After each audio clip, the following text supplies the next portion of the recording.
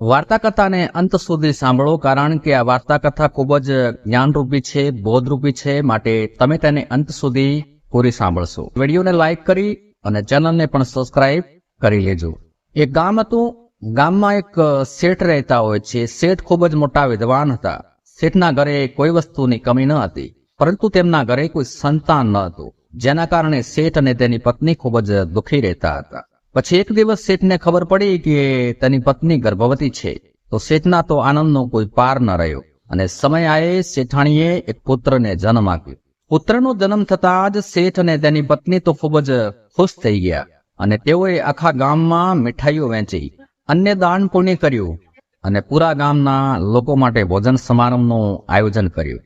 સમય પસાર થતો ગયો અને શેઠનો પુત્ર ધીમે ધીમે મોટો થતો ગયો. હવે શેઠે તેમના પુત્રને ગામથી દૂર એક મોટા શહેરની શાળામાં પ્રવેશ અપાવ્યો, જેથી તેમનો પુત્ર પણ તેમના જેવો ઉચ્ચ કોટીનો અભ્યાસ કરી શકે અને મોટો વિદ્વાન બની શકે. અને શાળામાં શેઠનો પુત્ર સારું શિક્ષણ મેળવી રહ્યો હતો. તે તેના ગુરુની બધી સૂચનાઓનું, દરેક આજ્ઞાનું પાલન કરતો હતો. અને એક સમયે શેઠનો પુત્ર તે શાળાનો સૌથી હોશિયાર વિદ્યાર્થી બની ગયો હતો. અને એક દિવસ અચાનક તેના માતા પિતા બંને ગુજરી ગયા અને શેઠના પુત્રનું શિક્ષણ પણ પૂરું થયું ન હતું. જ્યારે એના માતા પિતાએ આ દુનિયા છોડી દીધી તો એ શેઠના દીકરાને ખૂબ જ દુઃખ થયું. તેને એવું પ્રતીક થવા માંડ્યું કે તેના માતા પિતા હવે આ દુનિયામાં નથી. તો અચાનક તેનું મન પરિવર્તન થવા લાગ્યું. આ સંસારિક મોહજાળમાંથી તેનું મન ઉઠી ગયું. તેના પછી એ શેઠના દીકરાએ મનમાં નક્કી કર્યું કે શાળામાંથી શિક્ષણ મેળવી અને પછી તે પોતાનું આખું જીવન બીજાના કલ્યાણમાં વિતાવશે. જ્યારે તેનું શિક્ષણ પૂર્ણ થયું તે પછી એ છોકરો સંન્યાસી બની ગયો અને તે દૂર પર્વતની ગુફાઓમાં રહેવા લાગી. સંસારિક મોહજાળ છોડીને તે પર્વતમાળામાં ગયો અને ત્યાં જઈને તેણે ઘોર કઠોર તપસ્યા કરી. અને સમયની સાથે એ સાધુની વાત ચારે બાજુ ને દૂર દૂર સુધી ફેલાવા લાગી. દૂર દૂરના લોકોના મુખે એની ચર્ચા થવા લાગી. ઘણા બધા લોકો તે સાધુ સંન્યાસી પાસે શિક્ષણ મેળવવા અને તેમની સમસ્યાઓના ઉકેલ માટે આવવા લાગ્યા, જેના કારણે તે સંન્યાસી દરેક દિશામાં પ્રસિદ્ધ થઈ ગયા. જે નગરમાં તે તપસ્વી વસતા હતા તે નગરનો રાજા ખૂબ જ ક્રૂર સ્વભાવનો હતો. જ્યારે રાજાને તે તપસ્વી સંન્યાસી વિશે જાણવા મળ્યું તો રાજાએ તે સંન્યાસીને મળવાનું નક્કી કર્યું. અને પછી રાજા તો તપસ્વીને મળવા પહાડોમાં પહોંચી ગયા. પર્વતની ટોચ પર આશ્રમ હતો. આશ્રમમાં પહોંચીને રાજાએ સાધુને જોયા તો તે સાધુના ચહેરા પર રાજાને એક અલગ જ ચમક જોવા મળી. રાજા તો સંન્યાસી સાધુની સમક્ષ જઈને બેસી ગયા અને તેમની સાથે વાર્તાલાપ કરવા લાગ્યા. રાજા પ્રથમ મુલાકાતમાં જ તે સંન્યાસીના વ્યક્તિત્વથી એટલા પ્રભાવિત થયા કે રાજાનું મન પરિવર્તિત થઈ ગયું અને તે જ ક્ષણથી રાજાએ ભલાઈના માર્ગ પર ચાલવાનું નક્કી કર્યું. અને મનમાં વિચાર કરે છે કે એક નાનકડી મુલાકાત દરમિયાન આ સાધુએ તો મારા વિચારો બદલી દીધા. જો તે કાયમ માટે મારી સાથે રહે તો મારું જીવન બદલાઈ જાય. એટલે રાજાએ સંન્યાસી સાધુને પોતાની સાથે પોતાના રાજમહેલમાં પધારવા આમંત્રિત કર્યા. એમની સાથે ચાલવા ખૂબ જ આગ્રહ કર્યો. રાજાની વિનંતી સાંભળીને સાધુ સંન્યાસી રાજમહેલમાં જવા માટે તૈયાર થયા. પછી રાજા સાધુ સંન્યાસીની સાથે રાજમહેલ તરફ આગળ વધ્યા. મહેલમાં પહોંચ્યા પછી રાજાએ સાધુ સંન્યાસીનું ખૂબ જ સન્માન કર્યું, એમનો આદર સત્કાર કર્યો. અને પછી રાજાએ સાધુને એક કક્ષમાં આસન પર બેસાડ્યા અને તેમને ભોજન પીરસ્યું. ભોજન ગ્રહણ કર્યા પછી સાધુ સંન્યાસી રાજાનો આભાર માન્યો. રાજાને સાધુવાદ આપ્યા અને જવાની રાજા પાસે પરવાનગી માંગી. એટલે સાધુ સંન્યાસીની વાત સાંભળીને રાજાએ કહ્યું કે હે ગુરુદેવ, તમે જ્યાં સુધી ઈચ્છો ત્યાં સુધી મારા મહેલમાં રહી શકો છો. તમને અહીં કોઈ પ્રકારની અગવડતા નહીં પડે, તમને કોઈ પણ પ્રકારનું કષ્ટ નહીં પડે. તમે ઈચ્છો ત્યાં સુધી અહીં રહી શકો છો અને તમે અહીં રહેશો તો મારી પ્રજાને પણ ગમશે અને મને પણ ગમશે. એટલે આટલું સાંભળીને સાધુ સંન્યાસીએ એ રાજાનો પ્રસ્તાવ સ્વીકાર કરી લીધો. ત્યારબાદ રાજાએ સૈનિકોને સાધુ મહાત્મા માટે બગીચામાં રહેવા અને ભોજનની વ્યવસ્થા કરવાનો આદેશ આપ્યો. ત્યારબાદ સૈનિકોએ એક સુંદર ઝૂંપડી બનાવી. સાધુ એ ઝૂંપડીમાં રહેવા લાગ્યા અને આ સમય દરમિયાન રાજાએ તેમની ખૂબ જ સેવા કરી. પરંતુ એક દિવસ રાજા અને રાણીને જરૂરી કામ માટે બીજા રાજ્યમાં જવાનું થયું. પરંતુ રાજાએ સાધુ મહાત્માની સેવા માટે એક સેવકની વ્યવસ્થા કરી. પણ રાજાનો એ સેવક રાજાના ગયા પછી બીમાર પડ્યો અને પોતાના ઘરે ગયો. પણ ઘરે ગયા પછી પાછો ન આવ્યો. જ્યારે રાજા અને રાણી પરત આવ્યા ત્યારે સાધુ સંન્યાસી ખૂબ જ ક્રોધિત થઈ ગયા અને રાજાને ઠપકો આપ્યો અને રાજાને કહ્યું કે હે રાજન, તમારી જે જવાબદારી છે તે તમે પૂરી નથી કરી શકતા તો તમારાથી જવાબદારી લેવાય નહીં. એટલે રાજાએ સાધુને ક્ષમા માંગીને કહ્યું કે મહાત્માજી, જો મારાથી કોઈ ભૂલ થઈ ગઈ હોય તો હું તે બદલ આપની ક્ષમા માંગુ છું. કૃપા કરીને મને માફ કરો અને તમારા ગુસ્સાને શાંત કરો અને મને કંઈ જણાવો કે અંતે થયું છે શું. તો રાજાની વાત સાંભળીને સાધુ સંન્યાસીએ કહ્યું કે તમારા ગયા પછી મને કોઈએ ભોજન નથી આપ્યું અને હું ઘણા દિવસથી ભૂખ્યો રહ્યો. કોઈએ મને પૂછ્યું પણ નથી કે હું કઈ સ્થિતિમાં છું. આથી રાજાએ ફરીથી સાધુ સંન્યાસીની ક્ષમા માંગી અને કહ્યું કે મહાત્માજી, આજ પછી આવી કોઈ ભૂલ નહીં થાય. અને પછી થોડી વાર પછી એ સાધુનો ક્રોધ શાંત થઈ ગયો. ત્યારબાદ રાજાએ તે સાધુ મહાત્માને ક્યારેય ફરિયાદનો કોઈ મોકો ના આપ્યો અને તેમની ખૂબ જ સારી સેવા કરી. પરંતુ થોડા દિવસો પછી રાજાને ફરીથી કોઈ મહત્વપૂર્ણ કામ અર્થે બીજા રાજ્યમાં જવાનું થયું. પરંતુ આ વખતે રાજાએ રાજ્યની બહાર જતા પહેલા તેમણે રાણીને કહ્યું કે જ્યાં સુધી હું પાછો ન આવું ત્યાં સુધી તમે સ્વયં સાધુ મહારાજની સેવા કરો. રાજાનો આદેશ સાંભળીને રાણીએ કહ્યું કે ઠીક છે મહારાજ, તમે ચિંતા કર્યા વગર જાઓ, હું સાધુ મહારાજની સારી રીતે સંભાળ રાખીશ. પછી રાણી તો દરરોજ ભોજન બનાવી અને સાધુ મહાત્માજીની કુટીરમાં મોકલી દેતા. પરંતુ એક દિવસ રાણી સ્નાન કરવા ગયા અને સાધુ મહાત્માને ભોજન આપવાનું ભૂલી ગયા. લાંબા સમય સુધી રાહ જોયા પછી પણ ભોજન ન આવ્યું. ત્યારે સાધુ વિચારવા લાગ્યા કે હજી સુધી ભોજન કેમ નથી આવ્યું. એટલે સાધુ મહાત્માએ વિચાર કર્યો કે પોતે મહેલમાં જઈને જોશે કે હજી સુધી ભોજન કેમ નથી આવ્યું. એટલે સાધુ તો મહેલની અંદર ગયા. ત્યાં તેમની નજર રાણી પર પડી. રાણીના લાંબા લાંબા કેસ જે તેમની કમર પર લહેરાતા હતા, તેમની માદક નશીલી આંખો, તેમની હિરણી જેવી ચાલ, રાણીનું સુંદર રૂપ જોઈને સાધુ સંન્યાસીનું મન વિચલિત થઈ ગયું અને રાણીની સુંદરતા સાધુના મનમાં વસી ગઈ અને તે કંઈ પણ બોલ્યા વગર પોતાની ઝૂંપડીમાં પાછા ફર્યા. હવે તો સાધુએ ખાવાનું પણ બંધ કરી દીધું અને ઘણા દિવસ સુધી સંન્યાસીએ કંઈ ખાધું પણ નહીં. સાધુ સંન્યાસી રાણીની સુંદરતા પર એટલા બધા મોહિત થઈ ગયા કે ભાન જ ભૂલી ગયા કે એ કોણ છે. ખોરાકના લેવાના કારણે તે ખૂબ જ અશક્ત થઈ ગયા. પછી રાજા બહારથી પોતાના રાજ્યમાં પાછા આવે છે.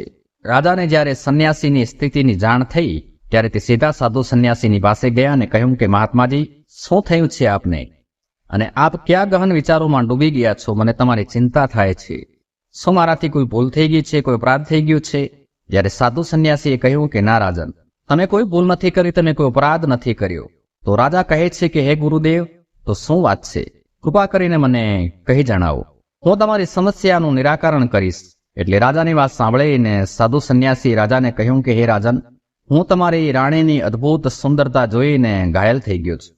મને રાણીની સુંદરતાનો નશો થઈ ગયો છે. હવે હું રાણી વિના જાદુ જીવી શકીશ નહીં. હવે એક સાધુ સંન્યાસીના મુખેથી આવી વાતો સાંભળીને રાજા તો સ્તબ્ધ થઈ ગયા અને થોડી વાર વિચાર કરીને રાજાએ સાધુને કહ્યું કે મહાત્માજી, તમે ચિંતા ન કરો, હું મારી રાણી તમને સુપ્રત કરી દઈશ. રાજાની આ વાત સાંભળીને સંન્યાસી તો ખૂબ જ ખુશ થઈ ગયા અને તે દિવસે રાજા અને સાધુ સંન્યાસી બંને મહેલમાં આવ્યા. તે સમયે રાણીએ તેમના સૌથી સુંદર વસ્ત્રો અને ઘરેણાં પહેર્યા હતા. પછી રાજાએ રાણીને કહ્યું કે આપણે આ સાધુ મહારાજની મદદ કરવી પડશે. તે ખૂબ જ નિર્બળ થઈ ગયા છે, અન્ન ખાવાનું બંધ કરી દીધું છે. જો તેઓ પ્રાણ ત્યાગી દેશે તો મારા ઉપર એક સાધુ સંન્યાસીના જીવ હત્યાનું પાપ લાગશે. રાજાએ રાણીને આગળ કહ્યું કે શું તમે આ પાપ પોતાના માથે લેવા માંગો છો? એટલે રાણીએ પૂછ્યું કે પહેલા મને એ તો જણાવો કે આ સાધુ મહારાજને તકલીફ શું છે, શું કષ્ટ છે? તો રાજાએ રાણીને કહ્યું કે આ સાધુ સંન્યાસી તમારા રૂપના દીવાના થઈ ગયા છે, તમારા પર મોહિત થઈ ગયા છે. અને રાજાની વાત સાંભળીને રાણીએ કહ્યું કે મહારાજ, આપ ચિંતા કરશો નહીં. હવે તમે બધું મારા ઉપર છોડી દો. હું જાણું છું કે મારે શું કરવાનું છે, જેથી તમારા પર સાધુ હત્યાના પાપનો અપરાધ ના આવે અને મારા પતિવ્રતા ધર્મને પણ આંચ ના આવે. સાધુ તો રાણી સાથે તેમની ઝૂંપડીમાં પહોંચ્યા. જ્યારે રાણીએ સાધુને કહ્યું કે મારે રહેવા માટે ઘરની જરૂર છે. રાણીની આ વાત સાંભળીને સાધુ રાજા પાસે ગયા અને કહ્યું કે હે રાજન, અમને રહેવા માટે ઘર આપો. રાજાએ તરત જ નવા ઘરનો પ્રબંધ કરાવ્યો. જ્યારે રાણી સાધુ સાથે ઘરમાં પહોંચ્યા ત્યારે રાણીએ સાધુને કહ્યું કે મહારાજ, આ ઘર ખૂબ જ ખરાબ છે, ગંદુ છે. હું એક ક્ષણ પણ આ ઘરમાં રહી શકીશ નહીં. તો સાધુ ફરીવાર એ રાજા પાસે ગયા અને કહ્યું કે હે રાજન, તમે મને જે ઘર આપ્યું છે તે ઘરની હાલત ખૂબ જ ખરાબ છે. તો રાજાએ દાસ દાસીઓને આદેશ આપી અને ઘર સાફ કરાવી. તે પછી રાણી ઘરની અંદર ગયા. સ્નાન કરીને રાણી પલંગમાં આવ્યા. સાધુ સંન્યાસી પણ પલંગ પર આવ્યા અને પછી રાણીએ સાધુને કહ્યું કે મહારાજ, તમે જાણો છો કે તમે કોણ છો? એક મહાન સંત ઋષિ કે જેમના માટે રાજા સાહેબ સ્વયં પોતે બધી જરૂરી વસ્તુઓ પૂરી પાડતા હતા અને જેમની પાસે જ્ઞાન મેળવવા માટે દૂર દૂરથી લોકો આવતા હતા, જે લોકોને સત્યનો માર્ગ બતાવતા હતા અને લોકોની સમસ્યાઓનું નિરાકરણ કરતા હતા, જેમને દરેક વ્યક્તિ ગુરુ માનતા હતા, જેમને ઘણા બધા લોકો ભગવાન માનતા હતા. અને આજે તમે એ જ સંત સંન્યાસી વાસનાને વશ થઈ અને મારા ગુલામ બની બેઠા. રાણીના શબ્દો સાંભળીને સાધુને આંચકો લાગી અને તેને સમજાયું કે તે કોણ છે. તે એક સાધુ સંન્યાસી છે. તે સંસારની બધી સુખ સુવિધાઓ પાછળ છોડીને શાંતિની શોધમાં જંગલોમાં ગયા હતા. સાધુને પસ્તાવો થવા લાગ્યો કે આજ હું કેવું પાપ કરવા જઈ રહ્યો હતો. સાધુને ભાન થયું અને તે જોર જોરથી રડવા લાગ્યા અને રાણીને કહ્યું કે હે મહારાણી, કૃપા કરીને મને ક્ષમા કરો. હું મહાપાપ મહાઅપરાધ કરવા જઈ રહ્યો હતો, મને ક્ષમા કરો. સાધુ સંન્યાસીની વાત સાંભળીને રાણીએ એક પ્રશ્ન પૂછ્યો કે હે ગુરુદેવ, મારા મનમાં એક પ્રશ્ન ઉદ્ભવે છે, કૃપા કરીને મારા પ્રશ્નનો ઉત્તર આપ. રાણીની વાત સાંભળીને સંન્યાસીએ કહ્યું કે પૂછો.